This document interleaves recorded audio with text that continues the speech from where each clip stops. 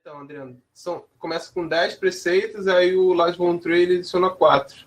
Eu separei só os 10 aqui, os 10 primeiros aí. A Adriana já até mandou aqui o texto, né?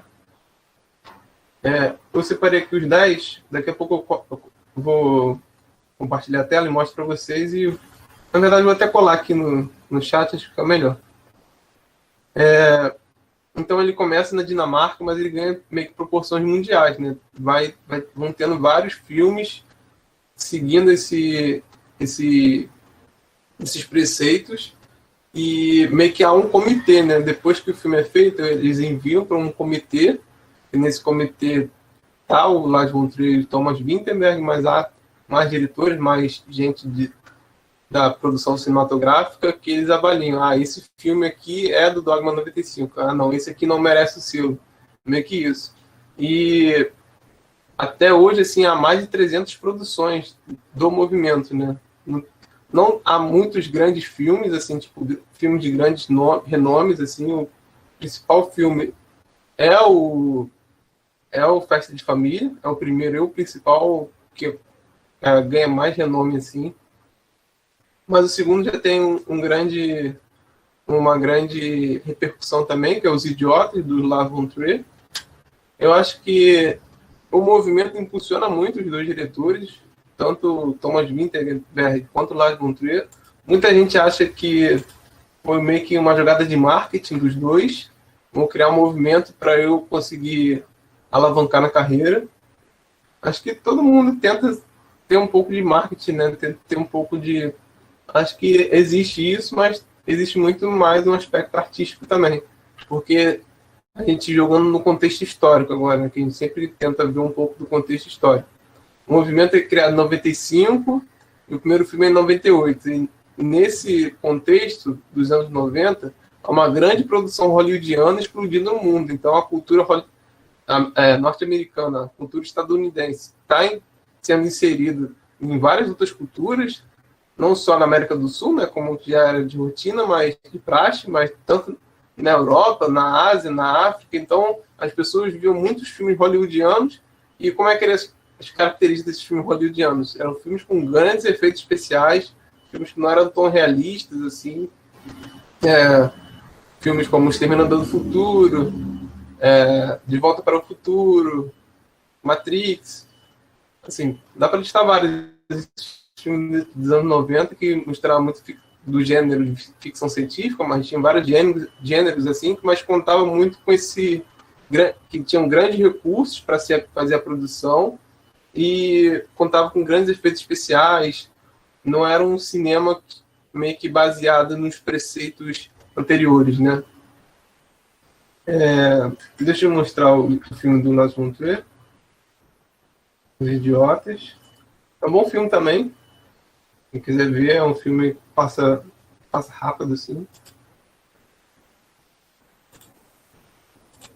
Lars von Trier é um diretor meio que, no mínimo, problemático, né? Assim, a gente pode até entrar numa discussão depois se tem como separar o autor da obra, se tem como separar o autor da arte que ele faz, se as coisas se misturam ou não. Eu não conheço muito da vida do Lars von Trier, li algumas coisas, né, mas acho que é um assunto bem delicado, cada um tem a sua opinião, né? Mas é algo que a gente pode discutir um pouco mais à frente sobre isso. Mas aqui, esse é o filme dele, esse é o Dogma 2, tá? Então, o Dogma 1 é o Festa de Família, esse é o Dogma 2. Eu separei aqui os 35 primeiros filmes. Eu vou tentar colar aqui para vocês. E uma característica também é que o Dogma 95 ele quis abrir mais espaço para as mulheres. Não dá não. Vai dar até o 7. Vou mandar para vocês no WhatsApp. Aqui vai até o 7 só, porque não tem espaço nesse chat. Mas no grupo do WhatsApp vou postar lá os 35 primeiros filmes.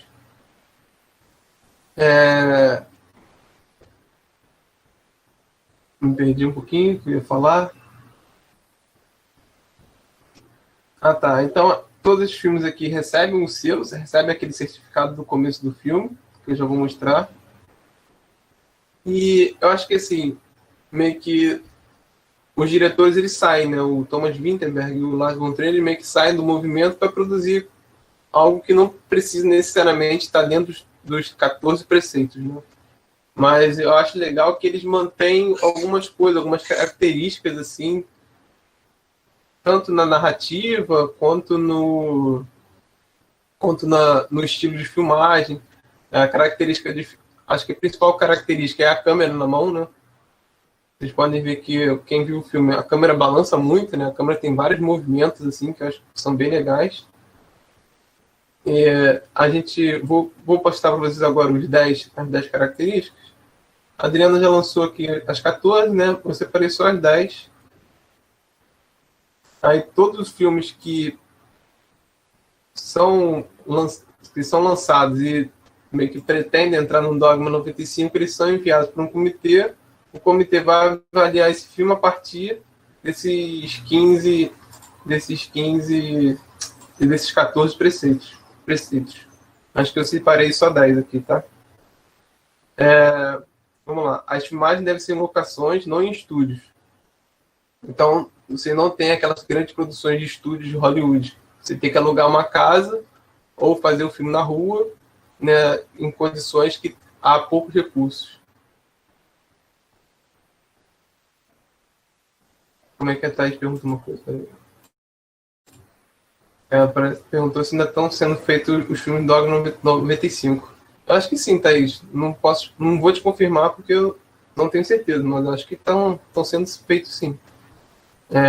Não sei se ainda tem esse comitê que julga, não sei como é que é, mas tem mais de 300 filmes, né? Então eu acredito que ainda há esse comitê, ainda há os selos sendo feitos, né? A Adriana fala que os 4 foram acrescentados depois, né? Exatamente. Eles fazem esse manifesto em 10 minutos, né? Que eles fazem e acrescentam, e acho, não lembro quantos anos depois, e o Lars von Trier acrescenta mais 4. Então, objetos e acessórios não devem ser levados para o local. Se algum objeto específico é necessário para a história, a locação deve ser escolhida de modo que já contém esse objeto. Então, você não pode levar, vamos dizer, eu quero uma luminária maneira para aquele local. Não pode ter. Eu quero, sei lá, que não tenha um quadro tal dentro da locação. Não pode ter. A locação é aquela, vai ter aquilo que está dentro da locação. Claro que isso é difícil, né? Você meio que averiguar se realmente acontece isso, mas os filmes serem feitos em locações já é mais fácil, né? Outra coisa, o segundo, né? O som nunca deve ser produzido separadamente das imagens ou vice-versa. Trilhos musicais não podem ser usados a menos que a música esteja tocando no local onde a cena é gravada. Isso é bem interessante porque dentro do Festa de Família, né, há canções, né, a gente cantando, então todas aquelas canções são filmadas na hora, e você não pode adicionar sonoplastia também, né? Sonoplastia você adiciona muito depois da produção, né? Que é a pós-produção. Vamos dizer, barulho de gente andando, sei lá, o copo caiu e não fez barulho, né? Você adiciona esse barulho, é algo que é muito feito e algo que eles não falaram que não podia. Terceiro, o filme deve ser gravado com a câmera na mão. Qualquer movimento ou sensação de mobilidade obtidos manualmente são permitidos. Então, acho que esse aqui é a grande coisa do movimento. Acho que a câmera assim na mão. Eu vou passar alguns filmes. Vou passar 2 filmes da Von Trier e um filme do Thomas Vinterberg. E eles usam muito esse preceito da câmera na mão. Né? Eles mantêm essa câmera na mão, que eu acho bem legal. Você vê mais meio que um filme mais realista, né? Meio que você se sente mais dentro do filme, no meu ver. Aí 4. O filme deve ser em cores. Iluminação especial não é aceitável. Se há pouca luz, a cena deve ser cortada ou uma única lâmpada pode ser anexada à câmera. Isso é interessante porque no Festa de Família vai ficando à noite, né? O filme meio que tem ela de tempo cronológico, assim, dentro do filme, é um dia, né? Uma noite, assim, né? De um dia para o outro, são 2 dias, né? E é muito legal quando o filme vai ficando de noite, né? Você vê que vai se perdendo a coloração, né? Tu vê que eles tentam forçar o máximo na ISO, mas o filme fica cheio daquelas saturações, né? E isso eu acho que é bem legal. E não pode usar iluminação, né? Você não pode, vamos dizer, o filme é feito de fotos, né? São várias fotos. E o que é a fotografia, né? Você escrever através de luz. Então, quando você escreve através de luz, você está captando aquelas luzes. Então, se há pouca luz, você tem pouca coisa para captar, ou menos coisa para captar, né? Então, fica muito escuro, fica muita coisa de preto e você vai forçar muito a câmera vai ficar com aquela imagem meio distorcida, né? E isso é pixelada, né? Isso é bem legal. Eu gosto, né? Não sei se vocês gostaram.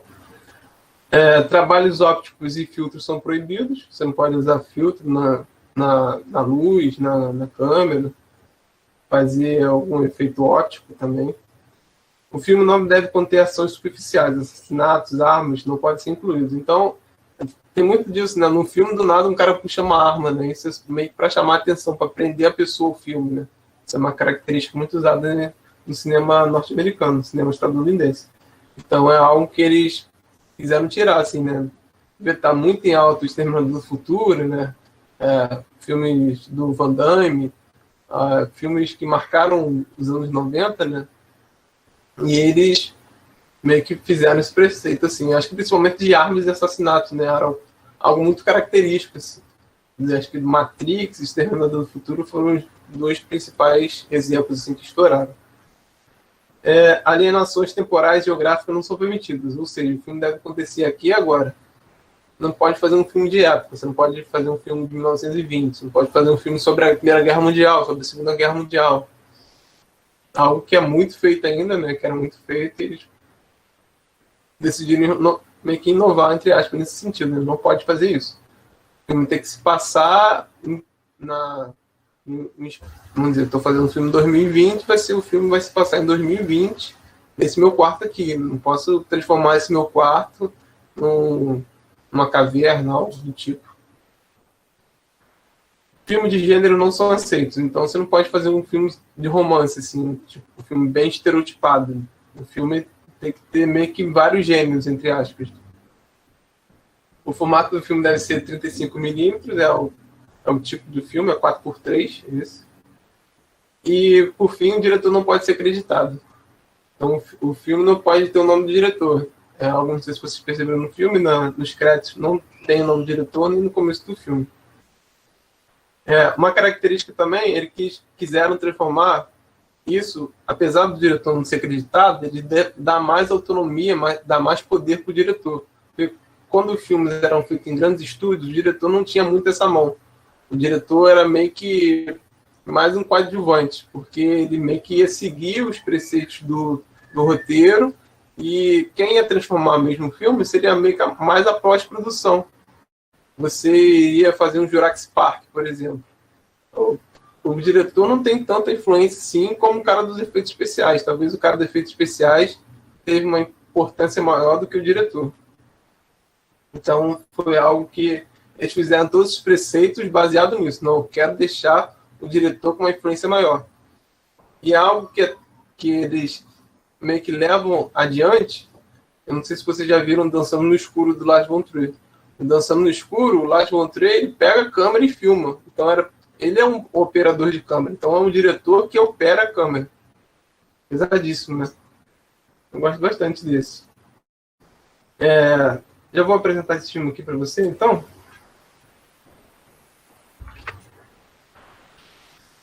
As temáticas do Lars von Trier são sempre, no mínimo, controversas, né? No mínimo, não tão normais, né?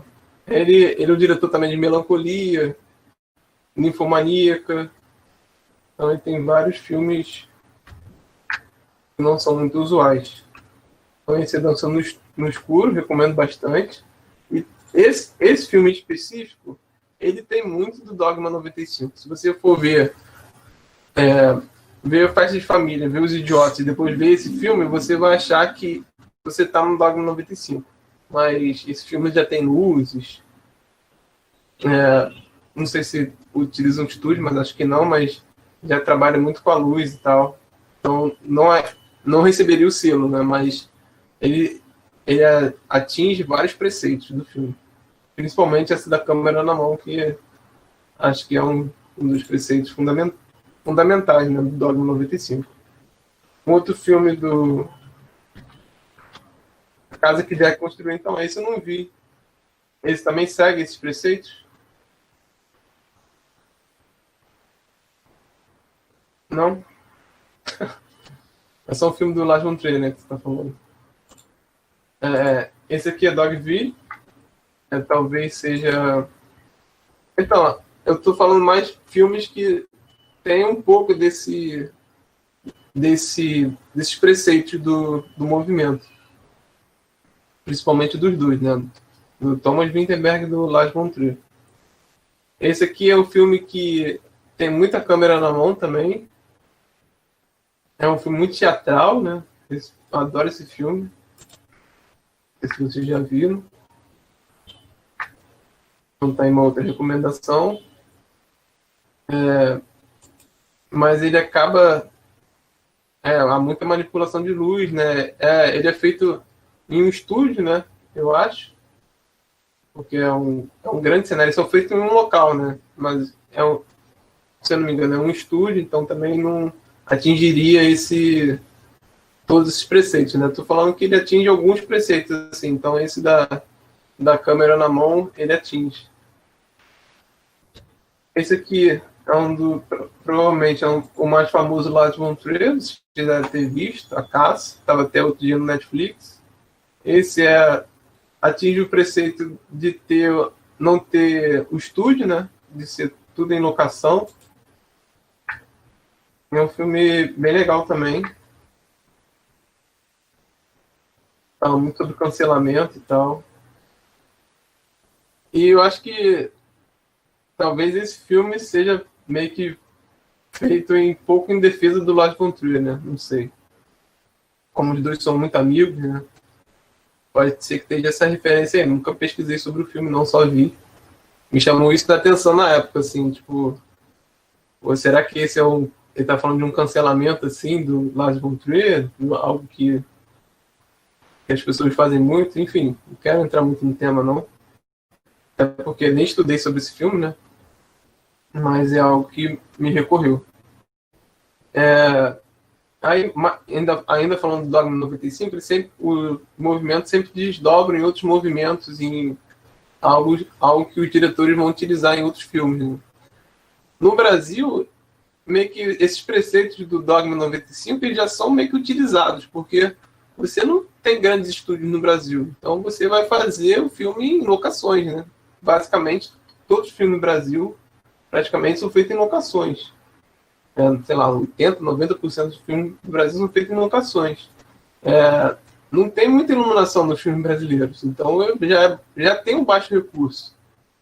O Lars von Trier, se eu não me engano, ele adiciona um preceito posteriormente sobre a quantidade de recursos que o filme deveria ter, né?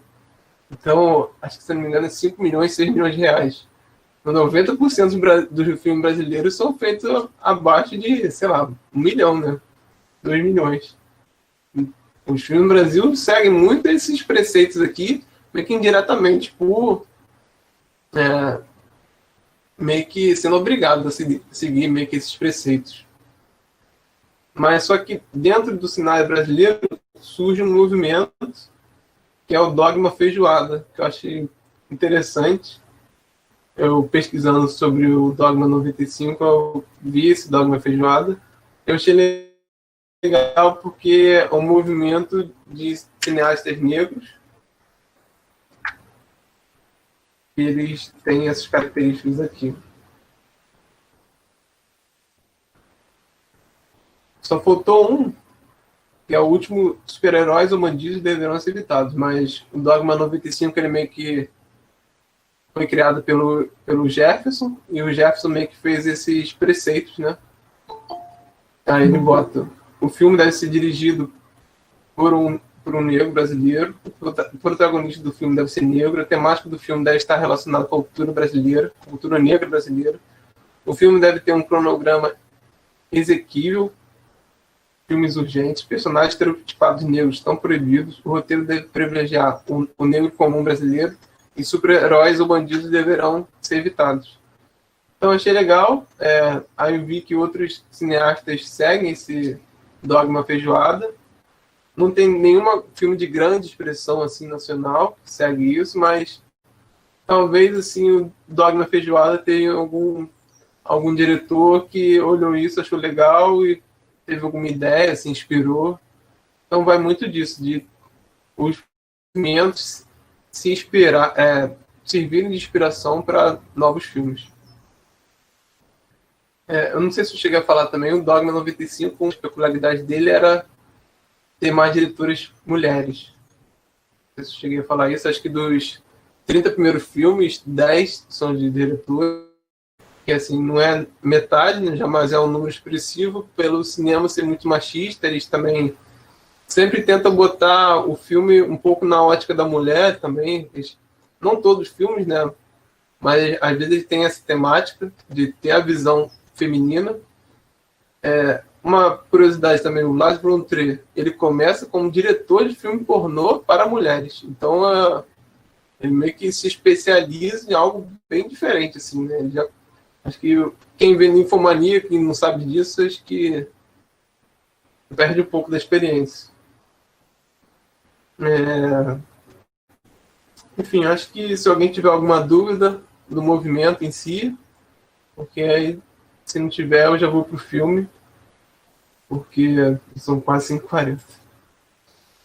E a Tamara falou que achou maneiro, dogma feijoada, né? Também. Beber uma água. Se alguém tiver alguma dúvida aí, é só falar.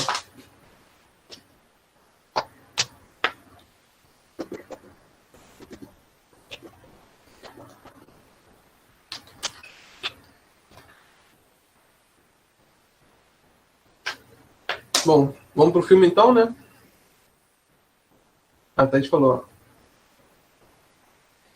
A Thaís falou, eu acho que o dogma tem preceitos bem estabelecidos, fica bem claro. Né? Exatamente. E esses preceitos não existem em nenhum outro movimento.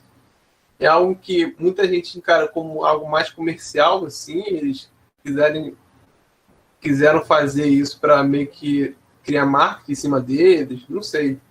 Mas eu vejo algo legal, assim, eu acho que serve como base para você meio que definir realmente se o filme é do movimento ou se não é, né? Porque antigamente ficava mais essa dúvida, assim, de ter um historiador, um crítico de cinema para meio que mais averiguar isso. E tem gente que considera um filme tal, do movimento tal, e tem gente que não considera. Então, acho que isso é interessante. Enfim. Marcelo, Oi, pode falar. Esse negócio dos preceitos, né? Realmente parece, eu não tenho conhecimento, mas parece que ele é o único que realmente tem essa receita, como se fosse uma receita de bolo de fazer o filme, ou então o que não deve ter no filme, né? Mas eu estava vendo que o primeiro filme, que é esse que você nos mostrou, que o Wittenberg, depois ele acabou admitindo que ele, de certa forma, ele teve que usar como se fosse uma cortina de voal, de uma coisa bem suave, para fazer um filtro, porque não estava conseguindo captar a imagem. Então, eles mesmos criaram os dogmas, mas eles mesmos não conseguiram. No primeiro filme, ele já subverteu as regras, porque realmente é muito difícil, né? Qualquer movimento que rompa com essa indústria cinematográfica estadunidense, viu, Thaís? Foi Thaís que me chamou a atenção na aula passada, eu acho. Qualquer movimento que rompa com isso é ultra bem-vindo, mas e marca realmente, mas é muito complicado manter, por isso que duram tão pouco, né? Porque não tem como, porque são muito restritos, né? Restringe demais a execução do filme. Eu acho que não foi a Thaís, não, foi a Daiane. Ah, desculpa, Thaís. Então, exatamente, né? Tipo, aquela da locação dos objetos. Pô, é impossível você averiguar isso. Você vai ver o filme, como é que você vai averiguar se aquele quadro ali fui eu que trouxe ou que já estava na casa? Então, não... eu acho que isso é meio que impossível, né, de fazer. Mas eu acho legal para você meio que seguir, né, meio que essa cartilha. Mas acho que é igual os mandamentos da igreja, né? Nem o padre vai cumprir todos. Vamos lá pro filme, então?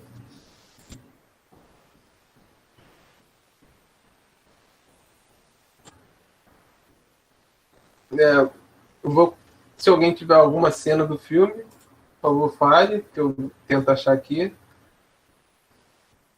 Eu começo pelo filme logo pelo começo mesmo, a gente vai analisar, justamente para ver o selo. Uma outra característica aqui, o filme, o Dogma 95, ele tenta não ser comercial, né? Ele tenta ser algo totalmente fora da indústria, assim. Mas ele é lançado em Cannes, então já é uma contradição imensa, né? Porque você lança um dos festivais mais prestigiados do mundo, mais comerciais do mundo, um filme que é do movimento contra a indústria, né? Então acho que o Glauber Rocha vendo isso se reviraria do túmulo. Mas vamos seguir.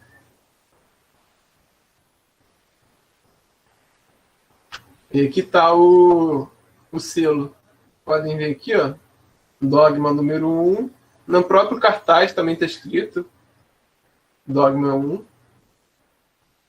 E todos os filmes têm esse selozinho. Se der tempo, eu vou botar Os Idiotas, só pra gente ver o selo, que nos Idiotas também tá lá, Dogma número 2. Se der tempo, né? Acho que Glauber Rocha corre aqui, né? Vamos lá, eu separei o minuto 3.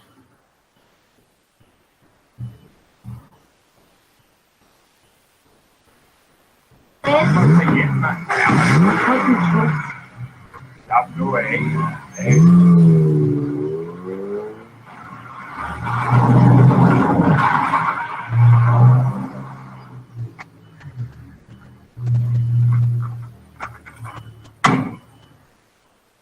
Tá, Coleman? Hello?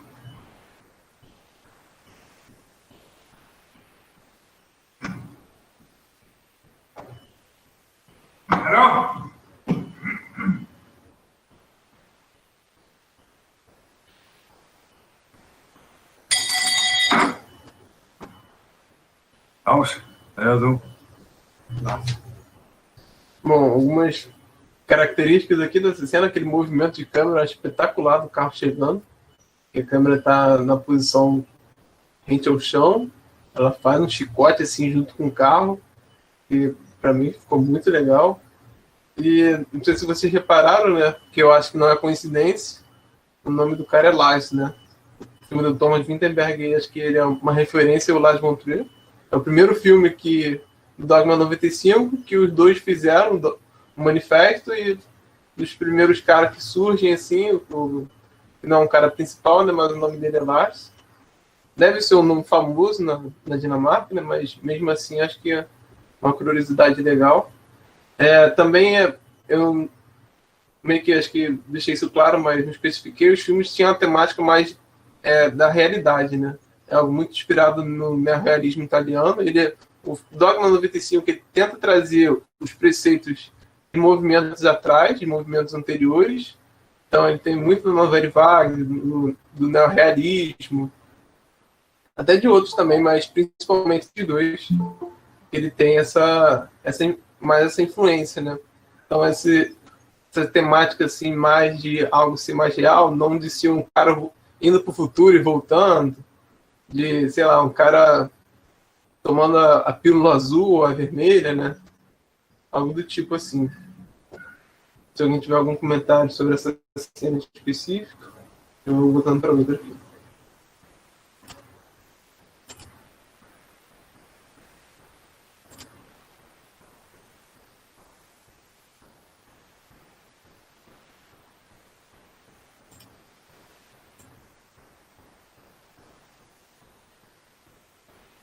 Så lige om lidt, du. Vi skal ned om 2 timer. Du tager ned, så må tage bilen og sige med. Er med? Nå, vi kører der ned til. Jeg springer ned til min far, mand, i strømpesukker, mand, vel? Du skal tage hjem nu, mand. Må kræftet med op, hvad fanden tror jeg, din mor og far vil tænke, mand. Jeg ved ikke, hvad kære der er, kære. Men hvad må være? Jeg vil ikke til fest med de her sko. Og fuldstændig sindssygt, mand. Hvad med, at du pakker dine egne ting, hva'? Jeg har pakket til dig, jeg har pakket til mig, jeg har pakket til ungerne. Og så vil du have, jeg skal bare lægge fuldstændig timersret. Hvis du er så fuldstændig utilfreds altid, så gå ind og tag din kuffert og pak dit lort selv.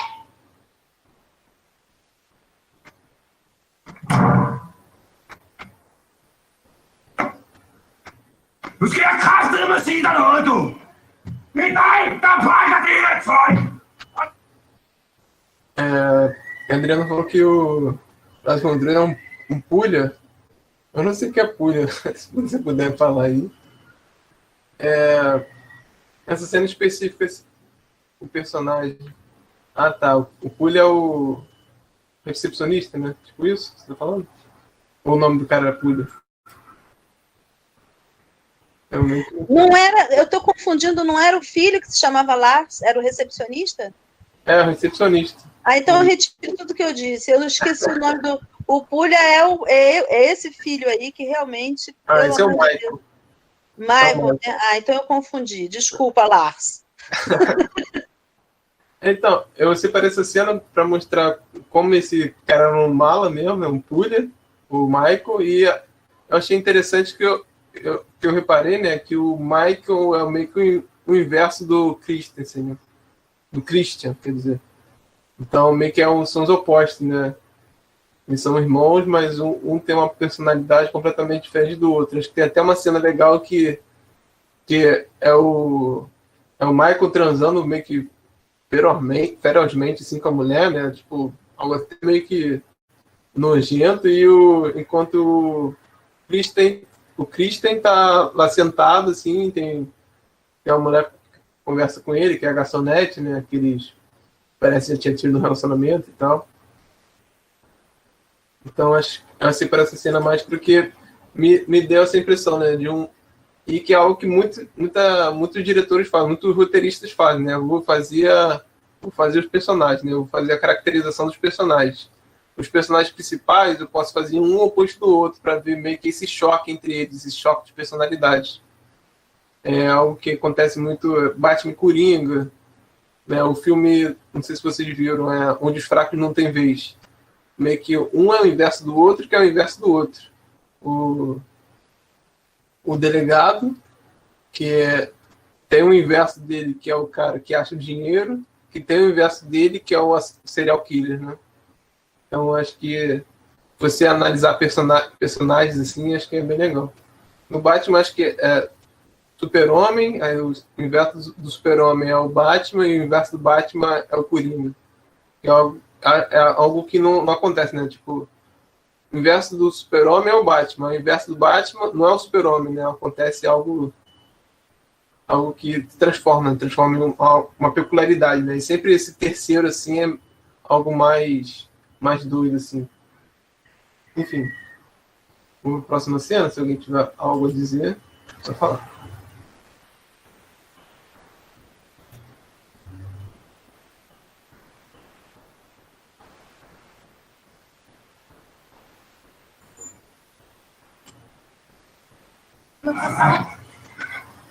É exatamente essa cena aí.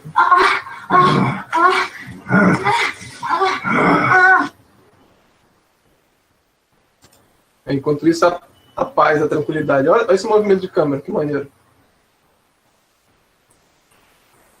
A câmera na mão fazendo isso. Ó. E os cortes, assim, são bem legais também, né?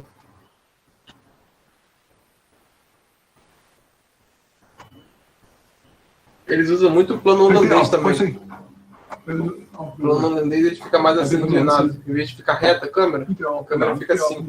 Aí dá uma impressão de agonia. E esses cortes assim, da garçonete na banheira e dela achando a carta, né, você meio que associa muito depois, quando ela lê a carta, né? E eles veem que o motivo está ali escrito na carta e o jeito que ela se matou foi na banheira, né?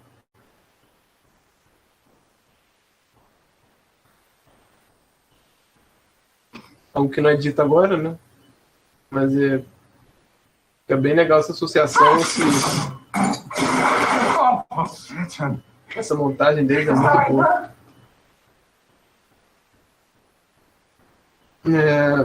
Separei mais um. Vou avançando aqui, tá, galera? Porque senão a gente... Muito esporte, né? A Mayara fala a verdade. Essa cena ilustrou a carta que é lida depois. Exatamente. Assim, o legal também de rever os filmes, né? Que você acaba vendo muito mais coisas. Todo filme eu acho que é um iceberg, né? E a gente sempre vê só um pedaço dele. Quanto mais a gente revê o filme, estuda o filme, analisa o filme, mais a gente vai tentando ver esse iceberg. Nunca a gente consegue ver ele todo, mas a gente sempre vai tentando, né?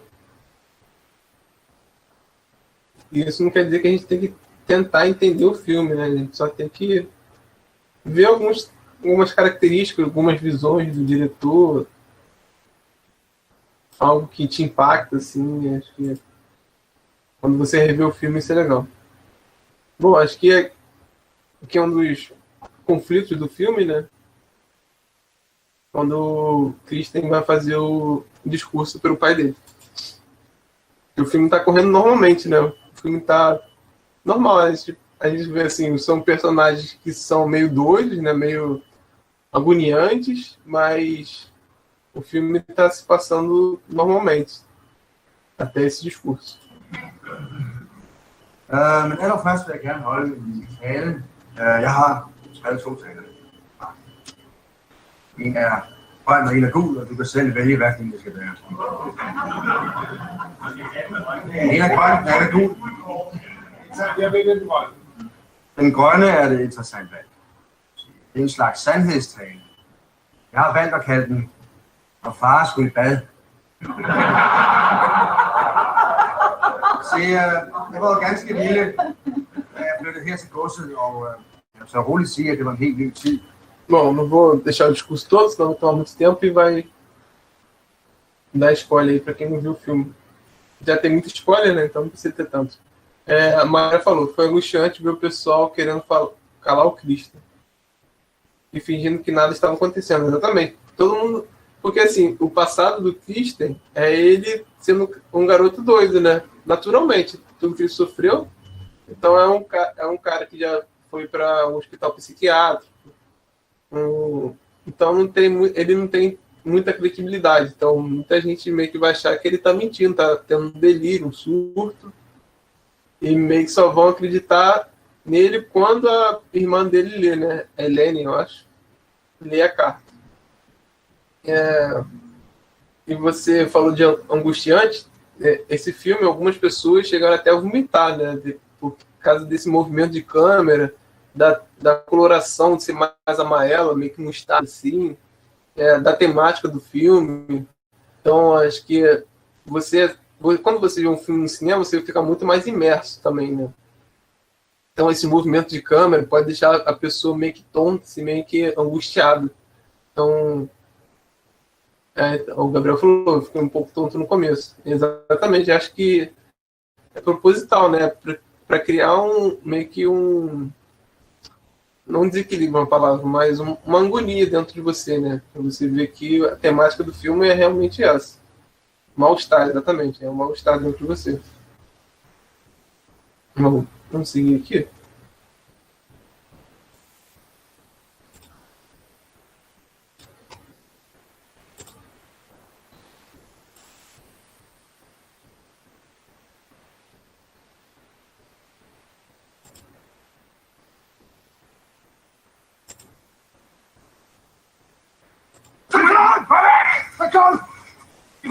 Vou tirar o som para eu poder comentar melhor em cima. Eu acho que essa cena é bem interessante, além de todos os aspectos que está ocorrendo, é porque está anoitecendo. E você vai vendo como é que vão trabalhar a luz, né, nesse filme. Como é que eles vão... Tipo, como é que o filme vai perdendo meio que a qualidade da imagem.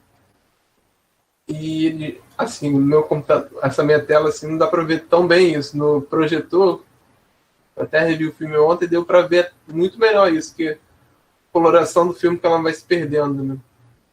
E eu acho que isso é legal. Essa aqui é uma das passagens, tá anoitecendo, deve ser, sei lá, umas 5, 6 horas aqui. Meio que esse horário é o momento ideal para você gravar o filme, gravar qualquer coisa, porque você não tem uma luz muito forte incidindo dentro da câmera. Vamos dizer, meio-dia, 1 da tarde, 11 da manhã, tem uma luz muito, muito forte, muito central. E quando chega 7 da manhã ou 6 da tarde, você consegue meio que a luz está mais diluída, assim, vamos dizer assim. Meio que a Adriana falou alguma coisa. A Adriana falou, sendo angustiante também foi quando todos começaram a cantar uma música extremamente racista na frente da namorada americana sem que ela entendesse. Exatamente. Exatamente. Essa cena, assim, dá pra ver que a família toda tem meio que, no mínimo, preconceituosa, né? No mínimo racista. E essa cena demonstra bem, né? Porque essa cena meio que desmascara todo mundo. Tá, pode deixar, Andressa. Vou mandar no e-mail e no grupo. Valeu, boa noite aí. Então, meio que essa cena desmascara mesmo. Se der tempo, eu vou botar aquela cena. Tá? Eu acho que é logo depois dessa. Acho que já até passou. Eu separei mais 4 cenas ainda. Então, vamos ver se tiver tempo, eu vou botar aquela que a Adriana falou. Ó, como é que já vai ficando de noite. Ó a coloração, como é que muda. Você vê muito mais... Fica muito mais pixelada a imagem. Porque Maria Daiane, boa noite. O Mayara falou que o filme é ruim do início ao fim, né? Realmente é difícil mesmo. Te deixa muito mal, né? Te deixa mal-estar, assim. E que, assim, se você não lê o roteiro, não lê a sinopse, não lê nada, é algo que realmente te deixa... Vai te deixando mal.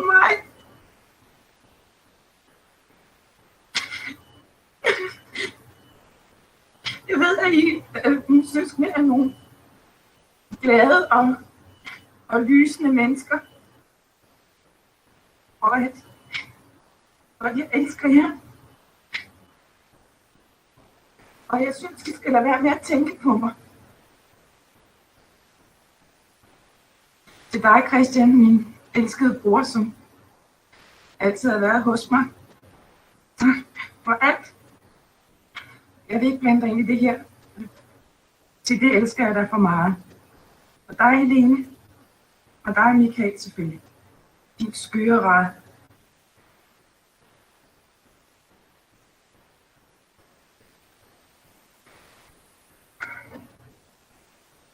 Min far er begyndt at tage mig igen. Ja. Bom, esse é o momento revelador, né? Que daí se quebra o segundo ato e vai para o clímax, né? Começa o terceiro ato do filme. E assim, tem um pouco de comédia, assim, um pouco um momento cômico, porque o Christian tá meio bêbado, né? Que ele começa a beber muito, assim. Você parece até uma outra cena que ele meio que não sabe se ele tá transcendendo, tá tendo uma loucura, um pesadelo, sei lá. Ele meio que encontra a irmã dele, né? Que é a irmã gêmea, se eu não me engano, é a irmã gêmea dele. Então eles têm um laço muito mais próximo do que a irmã dele tem com os outros familiares. Além de ter sofrido o mesmo mal do pai, né? Deixa eu falar alguma coisa aqui.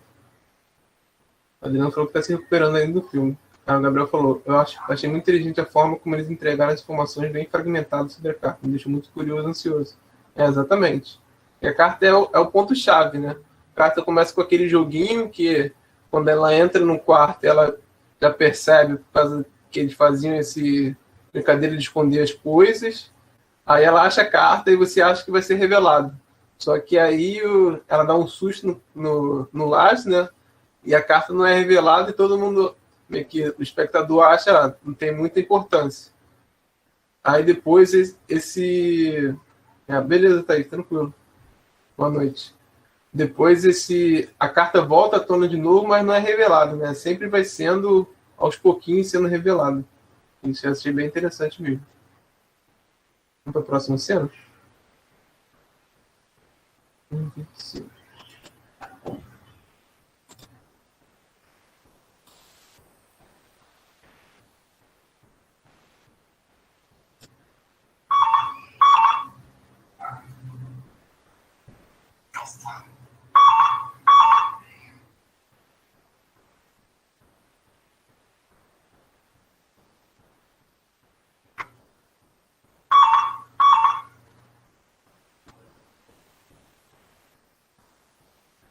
Mas muito interessante a luz e os cortes assim feitos na cena, né? Porque, assim, às vezes não é nem corte, né? Ele é só apagando o isqueiro dele. Percepção, qualquer outra produção teria alguma outra luz, pelo menos iluminando um pouco mais o rosto dos atores. Nessa aí não tem. É só o isqueiro mesmo dele. Achei muito legal isso.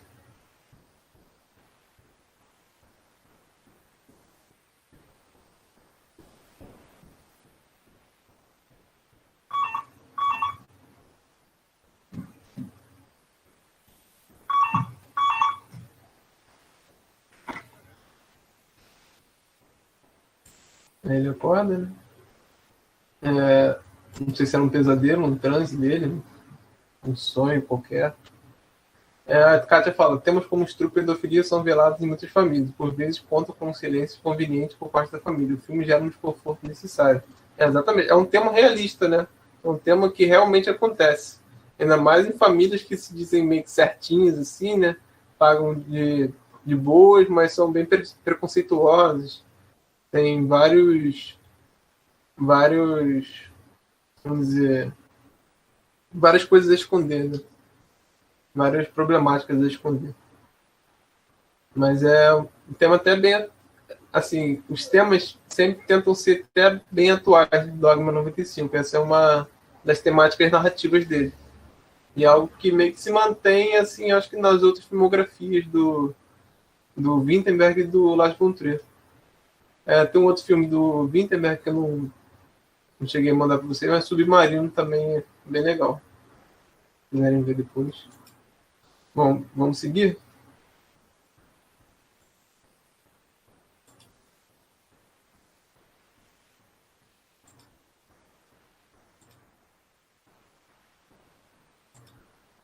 Então, já estamos no final. Ja, utilgiveligt. Jeg ved godt, at alle I, der sidder her omkring bordet, især mine børn, vil hade mig resten af livet. Men jeg vil lige sige til jer, at I altid vil være mine børn, og jeg elsker jer og elsker jer. Uanset hvor i verden I befinder jer, og eller hvad I påtager jer. Til dig, Christian, der vil jeg sige,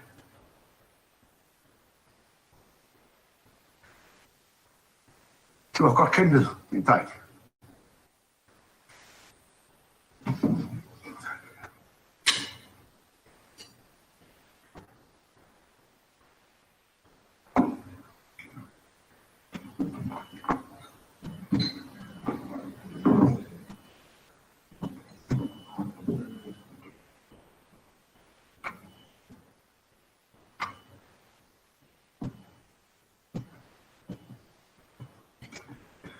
Fint nok, far. God tale. Godt gået. Men jeg tror, vi er nødt til at smutte noget, så de kan få det morgen. Ja, selvfølgelig.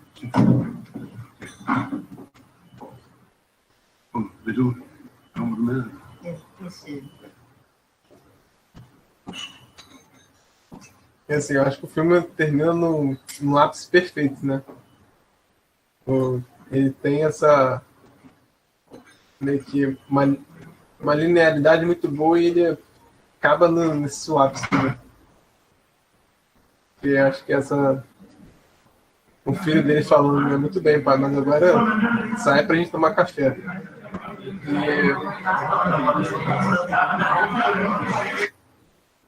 provavelmente ninguém voltou a ver o pai, né? Eu já vou ler os comentários, só para finalizar. Eu achei muito legal o final do filme também, os créditos. Que ele faz essa jogada com a luz, assim, se não me engano, é uma água, né, que ele usa, e vai fazendo cortes com a bailarina, que tem a música, né?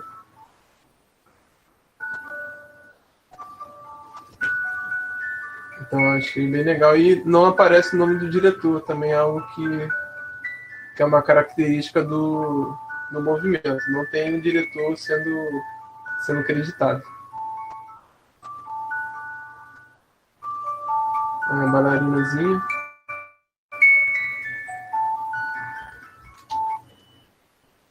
Bom, já vou ler os comentários que a galera comentou.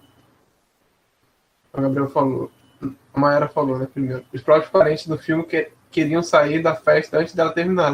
Por isso que eles escondem as chaves, né?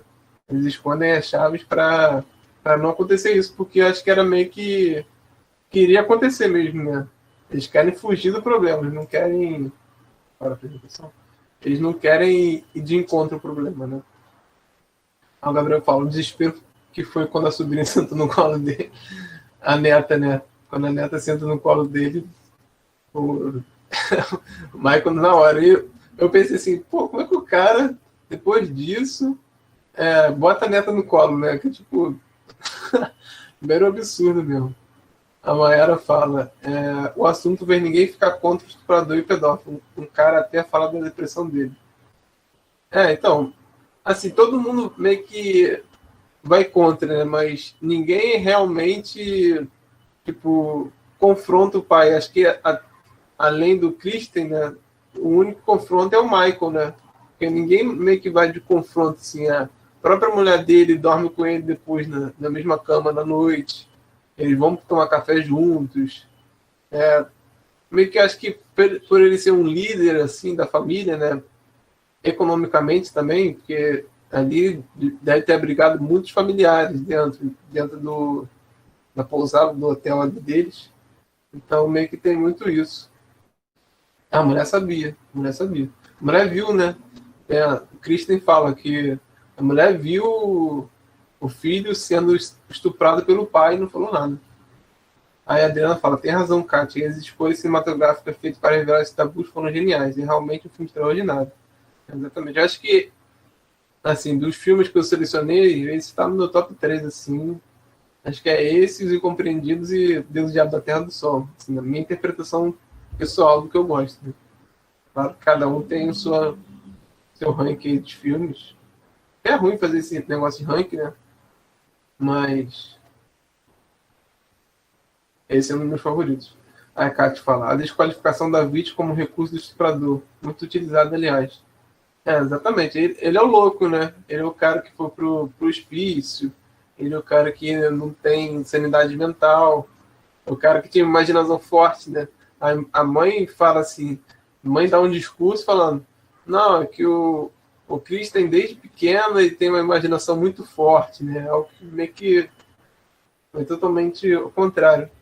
E, assim, quem gostou do tema, assim, é um tema bem assim, complicado, né, de se falar, de se argumentar, mas eu gosto desses temas, assim, são mais complicados, mais controversos. A Caça vai muito nesse tema também. Não fala necessariamente, assim... Enfim, não vou dar spoiler, não. Quem quiser ver, veja A Caça, que é também do Thomas Vinterberg, que é um outro filme que ele usa o mesmo tema, né? Só que o filme se desenrola de uma maneira totalmente diferente. A mulher sabia, né? O amigo imaginário. Ele tinha um amigo imaginário. Ela até fala, né? O seu amigo imaginário estava aqui hoje, né? Com você. Você está falando muita besteira, está imaginando muito. E realmente acontece isso. Se alguém tiver mais algum comentário, eu vou fazer aqui a chamada rapidinho. Teve uma galera que saiu, mas acho que eu lembro quem foi. Quem quiser falar mais alguma coisa aí, fica à vontade. Enquanto isso, eu vou fazer a chamada rapidinho. Eu queria era pontuar o estrago que esse cara fez na vida desses filhos, né? Todos eles, né? E aí o comportamento de cada um deles se justifica ao final do filme, né? O que eu achava lá, como é que chamava? Michael. O Michael com aquele comportamento agressivo dele, a outra filha que se matou, o Christian que foi internado em um hospital psiquiátrico, né?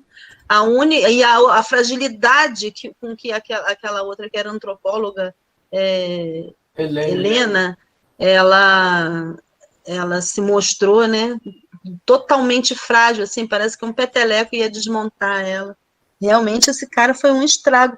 E com a conivência da mulher, né, que sabia de tudo. Muito triste, um filme muito triste. Muito triste, inclusive, por a gente saber que isso é real e isso pode estar acontecendo agora aí por aí, né? E todo mundo finge que não vê. Exatamente. Que a maior resumo, né? Ferrou a vida de todo mundo. Ele... Meio que desgraça, você vai vendo um filme assim, você, no começo, você meio que percebe, pô, como é que os filhos têm esse tipo de comportamento, né?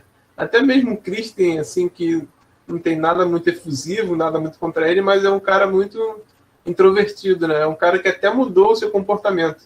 No começo, a garçonete muito fala isso com ele. Você mudou muito, Christian. O que houve com você? Você não era assim. Você era o cara que era mais o Michael, né? Você era o cara mais durão, mais brincalhão, que gostava dessas brincadeiras de briguinha e tal.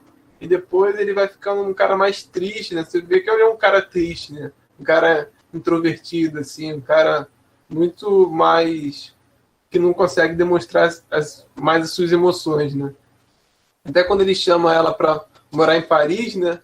Que é meio que um reflexo de alguma esperança, alguma alegria, ele não faz isso com um entusiasmo imenso, né? Então é algo que realmente chama atenção. O que eu esqueci de falar também, que apesar do movimento não ser algo comercial, a Dinamarca, o governo dinamarquês percebe a importância do movimento e eles começam a patrocinar mais o cinema. Se eu não me engano, depois do movimento, depois do sucesso que fez Festa de Família, há um aumento de 70% dos recursos passados pelo cinema, para o audiovisual. E acho que isso é importante para o movimento meio que explodir mundialmente e para os dois específicos, né? Para o Vinterberg e Lars von Trier. É igual no Brasil. Exatamente. Pô. Enfim, não quero entrar muito nesse tema, mas quem é da área do cinema e defende esse governo aí, defende o Bolsonaro, perceba o seguinte, tem um fundo no Brasil que é Fundo Setorial Audiovisual, FSA. Todos os filmes de, 2000, 2005, até 2010 para trás, tem esse FSA. Tipo, você vai ver o começo do filme, normalmente a gente sempre vê a Ancine, né? Que a Ancine também é uma grande patrocinadora, que agora também está ferrado, mas que eles acabaram mesmo foi com a FSA, o Fundo Setorial Audiovisual. O Fundo Setorial Audiovisual é um grandes recursos para os filmes brasileiros, e hoje em dia não tem mais filme com a FSA dando recurso. Antigamente, todos os filmes você vai ver, sei lá, Cidade de Deus, Central do Brasil, sei lá, qualquer filme assim de renome brasileiro, você pode botar que a chance de ter a FSA é 95% e vai estar lá a FSA no começo. É legal ver os patrocínios assim, quando começa o filme, para você saber quem é que dá recursos para os filmes, né? Então isso é legal. Enfim, a gente nem entrou muito na discussão da temática de separar o autor da obra, né? Sei lá, se vocês quiserem dar um pitaco assim, de alguma coisa, porque, assim, eu acompanhei o Lars von Trier antes de saber as coisas que aconteceram com ele. Aí, depois eu soube dos problemas que ele teve, de algumas acusações, aí fiquei meio assim, pô, aconteceu muito com o Woody Allen, né? Não sei se alguém é fã do Woody Allen, eu não gosto tanto dos filmes do Woody Allen, mas aconteceu algo com ele semelhante, né? Uma acusação, até de um reflexo do filme, né? Até de um tema do filme, que é sobre uma acusação da filha dele, né? Não sei muito a respeito, mas assim, eu acho que é uma linha muito tênue, né? De você ver uma obra artística, você conseguir separar o autor ou não da obra.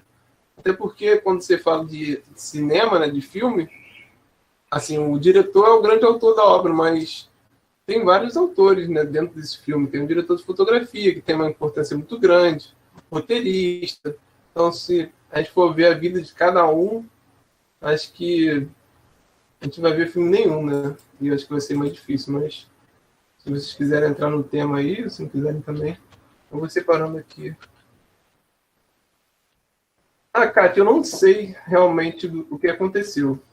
Para ser sincero, dizer a verdade, assim, acompanhei muito pouco. Eu sei que, se eu não me engano, teve uma acusação de estupro do Woody Allen com a filha.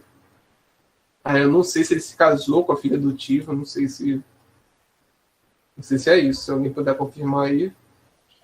Ele se casou com a filha adotiva e esse foi o primeiro escândalo da vida dele, mas depois disso houve acusação de estupro por parte, eu não sei se dessa filha, com quem ele casou, eu acho que não, de uma outra filha adotiva dele que o acusou de ter estuprado quando ela era criança ainda. Então, assim, meio que algo que aparece no filme, né? Tiada, né? É algo que lembra muito o filme que a gente viu, né? Então, algo assim, tipo, algo nojento, né? Algo, tipo, dá vontade de vomitar e tal. Daí ele voltou. Dá vontade de vomitar, né? Mas, assim, e aí? Se você quiser ver um filme do Woody Allen, você vai ver ou não vai ver? Eu acho que é um tema meio que, assim, meio que difícil, né? De você averiguar, né? Eu acho que a Adriana falou que não deixa de assistir. Eu acho que você não precisa patrocinar a pessoa, né? Você não precisa, sei lá, vai andar com a camisa do Woody Allen, né? Mas quer ver o filme do Woody Allen, acho que não tem muito problema, né? Ainda mais se você não patrocinar, você tá vendo, sei lá, pelo torrent, né? O cara não tá ganhando nada com sua visualização. Eu não sei se teve mais algum outro escândalo com Lars von Trier, mas o que eu sei foi que ele, num festival de Cannes, ele defendeu Hitler, não foi? Disse que Hitler... Sim. Na verdade, ele não defendeu Hitler, ele se colocou contra os judeus, né? Dizendo que os judeus eram, sei lá, um pé no saco, alguma coisa assim. Mas eu não sei se tem mais alguma coisa além disso. Você sabe? Então, ele tem acusações de algumas atrizes, né? Não sei se de ser abuso sexual, mas pelo menos de abuso moral, com a que fez Dançando no Escuro e a de Dogville. Esqueci o nome das duas, são famosas pra caramba. Caraca, esqueci o nome delas. Deixa eu ver aqui. Bjork, né? Não sei falar o nome dela. E a loura do Dogville. Esqueci também. A Portman, né? Não lembro agora quem é. A Kátia fala, eu consigo separar, tipo, não deixar de ouvir o Michael Jackson, exatamente. Nicole Kidman. Kidman, né? Isso, exatamente. Então, ele também tem, tipo, as duas não voltaram a gravar com eles e elas acusam meio que de um assédio moral, assim, né? Então ele sempre tem umas declarações também, algo do tipo, mas acho que são coisas menos graves do que a do Woody Allen, né? O Gabriel falou, ele colocou um discurso do Hitler no filme também, viu isso na internet, não sei se é verdade. Acho que é desse último filme que ele fez, se eu não me engano. Esse último filme que ele fez teve um lance desse de uma polêmica, que se não me engano foi isso. A Dani falou que não consegue mais ouvir o Michael Jackson. Então, acho que vai muito da pessoa para pessoa, né? Acho que tem... Aí ela fala, e acho que não importa a genialidade artística de alguém, se ele é um filho, eu acho que ele merece esquecimento, minha opinião, gente. Eu acho que, assim, você deixar de patrocinar ele, acho que é fundamental, né? Acho que você não precisa patrocinar um cara merda desse, tá ligado? Um escroto. não precisa patrocinar, mas, sei lá, uma obra já está produzida há mó tempão, você vai deixar de ver? Não sei. Aí, assim, eu veria, mas não veria, talvez não veria no cinema, não veria, não recomendaria para muita gente. Veria em casa. Assim, não faço questão de patrocinar, de publicar sobre essa pessoa. O próprio Chaplin tem história de pedofilia também, foi acusado de pedofilia. Se a gente for destrinchar, a gente não assiste mais filme. É bem complicado, de fato. Eu concordo que a gente não deve dar palco, né, para pessoas assim, mas o cinema está repleto desses exemplos. Né? A gente vai deixar de ver o Chaplin? Sim, e assim, tem o Chaplin, tem outras pessoas por trás, diretor de fotografia, por exemplo. A Tamara queria falar, pode falar, Tamara. Sim, é que uma coisa é a gente saber as pessoas que estão vivas e cobrar a atitude delas em vida, entendeu? O Chaplin, infelizmente, a gente não vai poder prender ele, fazer alguma coisa, mesmo sabendo das atrocidades que ele pode ter feito. Mas cobrar atitudes de distribuidoras, de patrocinadores, enquanto essas pessoas estão produzindo, é o ideal para que não ocorra o enriquecimento dessas pessoas em cima do detrimento das vítimas. Exatamente. Aqui a gente pensa muito na gente, né? Mas uma vítima vendo um filme do Chaplin deve ser desastroso, né? Deve ser algo tipo esse filme aí. Você acaba com a vida da pessoa. A pessoa tem vários desgastes psicológicos. Você já até tinha falado, que a Tamara falou, é um tema bem complexo. Dela não pagar para consumir conteúdo de pedófilo, machista, racista, além disso, cobrar atitude de distribuidores e outros patrocinadores para que não ocorra o endeusamento das pessoas. Professor, e não é só isso, sabe? É a questão também de a gente encerrar esse tipo de comportamento social. Veja, por exemplo, o que está acontecendo com aquele Robinho, sabe? Sim. O cara está sendo tratado como ídolo no Brasil, é um estuprador, gente. Condenado na Itália, com provas concretas.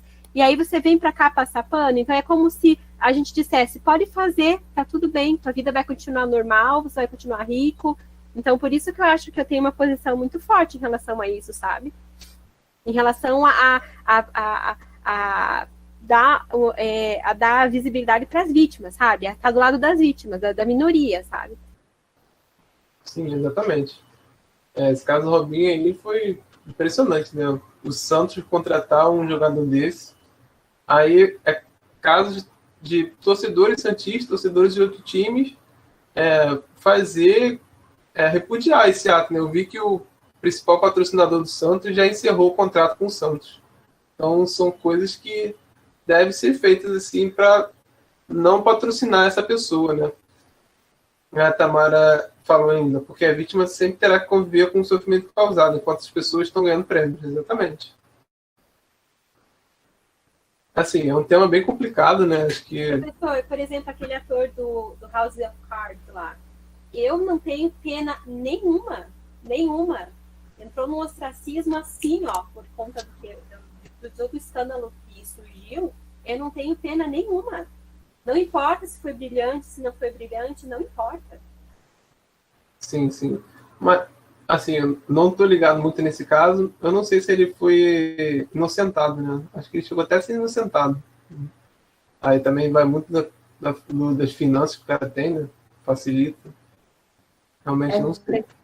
Desculpa, mas essa questão do Kevin Spacey é um exemplo de como a indústria pode agir para que essas pessoas não fiquem em voga, entendeu? É um exemplo importante para que, se Deus quiser, possa ser seguido mais vezes. Sim. Se ele ser excluído da indústria, no caso.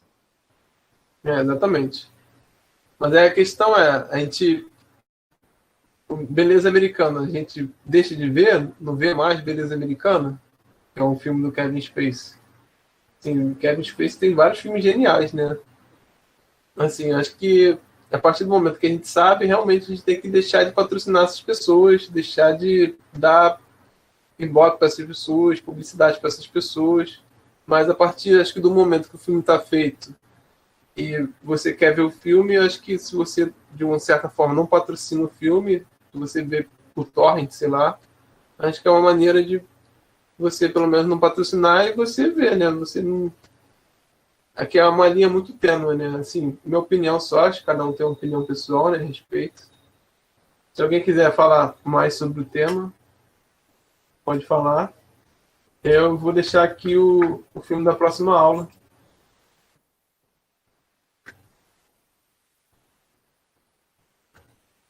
Sim, dá prestígio pro cara, né? Exatamente. Eu acho, assim, eu acho que é uma linha muito tênue, né? É muito difícil. Eu acho que... E há casos e casos, né? Há casos que você não sabe se realmente aconteceu ou não, e um cancelamento pode ser algo até injusto, né? Mas tem casos que o cancelamento que deve ocorrer, né? Assim, eu entrei nesse tema muito por causa do filme em si. Professor, desculpa, mas eu preciso só falar mais uma coisa. Eu entendo o que você quis dizer agora, mas a gente não pode culpar a vítima. Eu acho que a gente está falando de casos que a gente sabe que realmente, comprovadamente aconteceram, entendeu? Sim, não, pois claro. Casos e casos, enfim. Agora falar assim, a gente não sabe. Não, a gente sabe, aconteceu, e a gente não pode culpabilizar as vítimas, tá? Sim, eu falei mais desse caso e caso, mais em relação ao filme que o Winterberg ele produz também, que é A Caça. O Winterberg ele produz esse filme aí, que é notoriamente para ir contra os estupradores, ter meio que essa política do cancelamento, né? Vamos cancelar o nosso chefe de família, nosso líder de família, mas ele também produz um filme.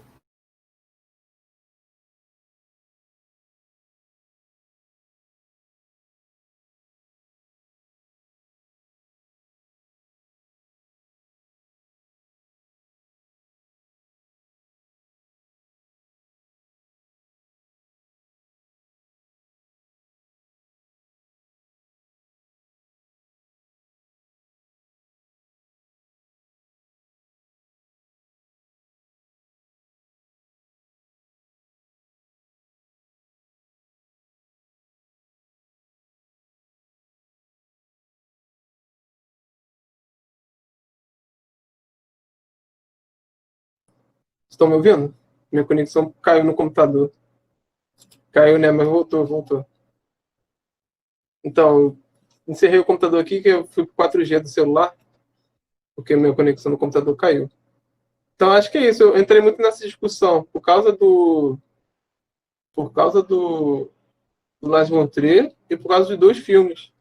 Porque o Adriano fala que o Polanski não pode mais entrar nos Estados Unidos, mas está em Paris. E o Polanski é um grande exemplo também, né? E a Tamara fala, as pessoas nunca são presas. Se ainda pagassem de alguma forma, elas estão livres e impunes. Exatamente. Pessoas que são providas de mais dinheiro, de fama, assim, fica muito mais fácil para eles, né? O Bruno tá aí livre. O goleiro que a gente citou, Robinho, né? O Bruno que fez algo até mais grave, né? Não sei se dá para correlacionar mas acho que dá, né? Fez algo até mais grave, tá aí, livre na sociedade. Se acho que fosse liberado com 5 anos antes, ele estaria jogando num time aí da Série A do Campeonato Brasileiro. Mas enfim, a gente extrapolou um pouquinho, né? O tempo. Se alguém quiser falar mais alguma coisa, fica à vontade aí. Mas enfim, eu não posso mais compartilhar a tela, que eu estou no celular, mas o filme está aí, da próxima aula, Desmundo. Eu vou tentar achar esse filme, porque eu acho que é difícil. Marcelo? Oi, pode falar. Licença, tem no streaming esse filme, tá? Tem. Ah, tá. Tem. Só para avisar. Então é isso, ó. O filme tem no streaming, eu vou tentar achar o driver dele também, para baixar, quem quiser baixar. E se alguém tiver dificuldade com legenda em português, coisa assim, tem um site muito bom que se chama legendas.tv. É um site ótimo, tem legenda de tudo lá, dá para encontrar e dá para usar daí no streaming também, se eu não me engano. Dá para você personalizar lá e colocar legenda. Exatamente. Esse legenda.tv é muito bom mesmo, já até usei ele uma vez. Algumas vezes, né? Mas só que esse não vai precisar, né? É um filme brasileiro. Então, acho que nunca vi o filme, né? Talvez tenha que ter legenda. Talvez tenha algum estrangeiro no filme, mas eu acho que nesse caso não vai precisar. Eu digo para a vida, professor, desculpa. Acho que Sim, exatamente. Exatamente. É uma boa mesmo. Enfim, se alguém tiver mais alguma coisa, a Daiane botou aí o legendas.tv. Bem famoso até o legendas.tv, né? Talvez seja o mais famoso de legendas. Mas quem conhece tá aí. E é isso, galera. Se alguém tiver algo mais a falar, última chance. Sobre o filme Desmundo, brincando com as legendas, quando eu vi pela primeira vez, eu senti alguma dificuldade, porque como é um filme que aborda um período antigo, é um português antigo, tu vai entender a maior parte do filme, sem problema nenhum. Só que tem algumas palavrinhas que estão, tipo, um duplo significado. Acho legal isso. Não, entendi. Assim, mas acho que todo mundo vai conseguir, né, levar, mesmo que não entenda, vai levar bem, né? Bom, peço desculpa aí por ter extrapolado um pouquinho o tempo. Muito obrigado pela presença de todos aí. Uma boa noite, um bom final de semana. Segunda é nosso último encontro, então espero todos, segunda. E para a gente encerrar nosso grupo de estudos, tá? E é isso, galera. Muito obrigado. Valeu pela participação. Foi muito legal estar com vocês hoje. E se cuidem. Bom final de semana. Valeu, Cíntia. Valeu, Mayara. Valeu, Tamara. Valeu, Adriano. Valeu, Gabriel. Tamo junto. Boa noite. Valeu, Daiane. Valeu, Manuel. Obrigado, Cátia. Boa noite.